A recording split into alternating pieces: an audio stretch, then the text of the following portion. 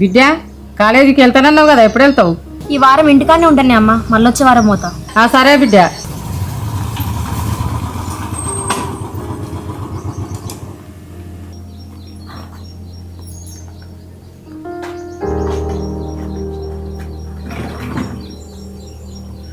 బాగున్నావా అల్లుడా?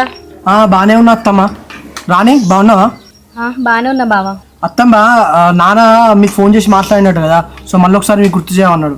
సరే అల్లుడా, గుర్తున్నది. నా బిడ్డ నీకు ఇవ్వకుంటే ఎవరికి ఇస్తాం అల్లుడా? బావా నువ్వు గుర్తు చేయాలనా బావా? నాకు తెలియదా బావా?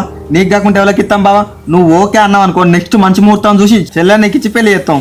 సరే కానీ అరవింద్, ఒకసారి రాణి ఇష్టం కూడా తెలుసుకోవాలి కదా, సో అందుకే రాణి ముందే మాట్లాడతాను. బావా నా మాట చెల్లె కాదంటదా? నేను మాట ఇచ్చినా అంటే గంతే. ఇక చెల్లె ఏమంటావే? ఏమైందా చెల్లె, తలకాయ కిందకి వేసుకున్నావు? బావని పెళ్లి